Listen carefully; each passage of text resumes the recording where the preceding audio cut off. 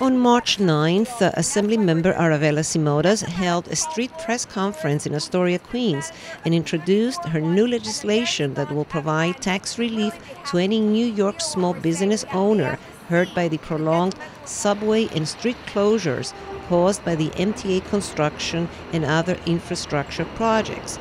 Joined by Council Member Costa Constantinides, community leaders, representatives from local business associations, and several Astoria business owners, Ms. Simotas promised that she will work very hard and push for the passage of her tax relief bill in order to provide some financial assistance to the many business owners who are currently experiencing crippling losses from the full closure of the 30th Avenue subway station in Astoria, as well as of other subway stations in New York City.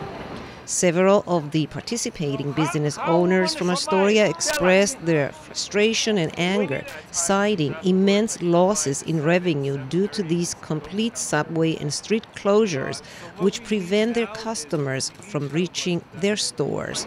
Several nearby stores have already gone out of business.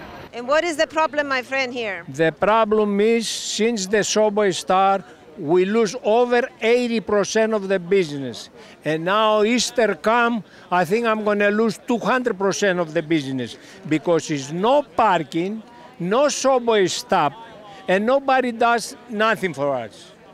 How are we going to pay the rent and how are we going to make living? I'm in this address 43 years exactly, 43 years on 3104 30th Avenue, Acropolis Meat Market. And unfortunately, you're losing your business because people cannot park.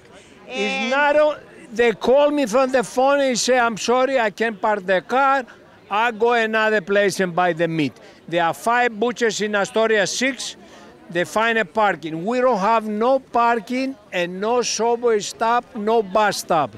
They can't come with the subway, they can't come with the bus, they can't come even with the cars. No parking. They closed the whole 31st Street, no parking at all. Are you happy with this legislation that Aravella is introducing?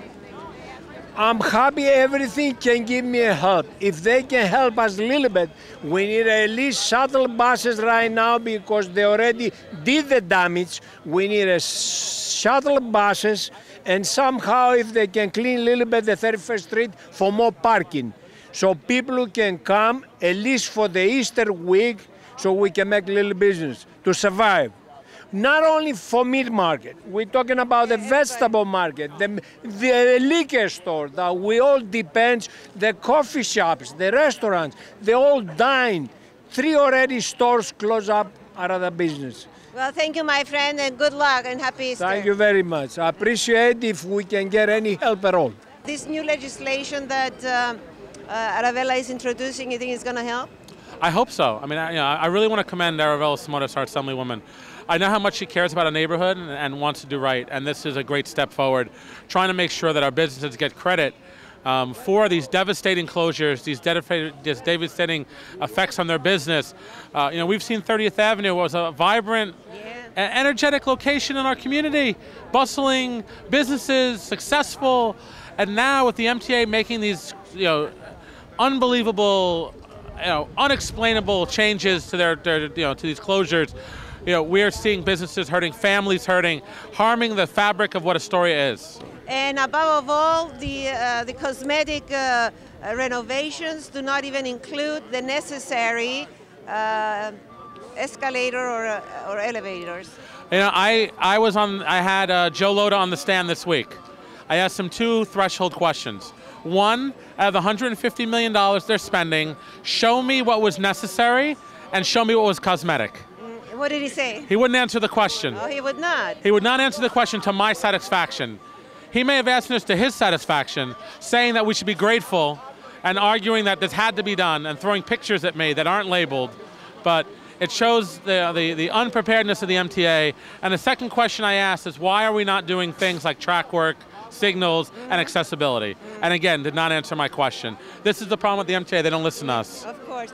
Now, do you think you might convince them to include shuttle buses as everybody else has been requesting? I would love to do that. I know the city doesn't have a bus fleet in which to do that.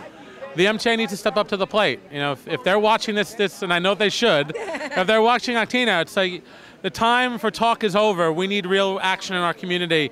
Bring the shuttle buses here to Astoria. Right.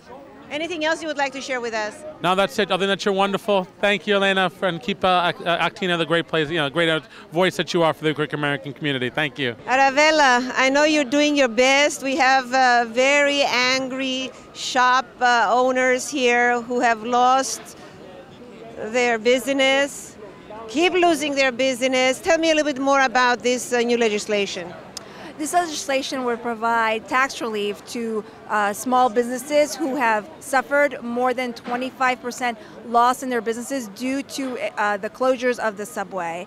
Clearly, it's common sense. When you close down a subway station, businesses are going to lose many of their customers, their foot traffic, their viability to stay open. It's not fair for these small businesses to bear the entire burden on their shoulders for these massive infrastructure projects. The least we can do is provide them some kind of relief, access to some kind of relief. And as I've always said, I'm the daughter of a small business owner, and I remember how hard my father worked. He'd wake up at 5 in the morning, come home at 10 o'clock at night every day, and it would be devastating if he lost the majority of his clientele at no fault of his own, not because he wasn't doing a good job, but because there was a major infrastructure project that was preventing his clients to get to his store. I think this is a common sense solution. I just introduced a bill. I will be looking for a Senate sponsor next week. As I mentioned, it's not just Astoria that's being affected. It's Manhattan, it's the Bronx, it's Brooklyn, it's all parts of the city, and we have to make sure that this type of tax relief is available to everybody. Now, as Costa mentioned, unfortunately, the MTA is not listening. They're proceeding with their cosmetic renovations. They're not even including the necessary elevator. They're not adding any buses. Do you think you might now convince them at least to put buses? The shuttle buses is something that we've been screaming for since the very beginning of this project. The next letter that I'm going to write to the MTA, if they pick up my call, but I'm certainly going to write a letter to have the shuttle buses at least for the Easter holiday, which is where a majority of these businesses do most of their businesses for the year. It would be so detrimental if they lost even Greek Easter. I can't tell you how important it is to be able to actually travel to your butcher, travel to your liquor store, travel to your bakery during the holiest time of our calendar. Okay. Anything else you're working on that you would like to share with us? I'm working on a bill to make sure that rape kits are processed on time, and that they're not destroyed before a victim of sexual assault is given the opportunity to decide whether or not they want to proceed with their case. Right now, the law is that a hospital has to hold on to a rape kit, which is it's a forensic analysis kit, for 30 days. And unless the survivor of the assault decides to move forward and gives written consent, then the hospital is able to destroy that kit. Oftentimes, it takes a lot of these survivors who've been through a horrific ordeal, more than just 30 days to decide whether or not they want to proceed with their case. As you can imagine, the first, their brain is spinning for the first month after these horrific attacks. So this bill would not only prevent the hospitals from destroying the kits, but also create a central depository so that these rape kits can be stored in a secure location, so that survivors and law enforcement can better track these kits, so that we can make sure that we bring people who commit these heinous crimes to justice. Thank you, and keep up the good work. Thank you so much.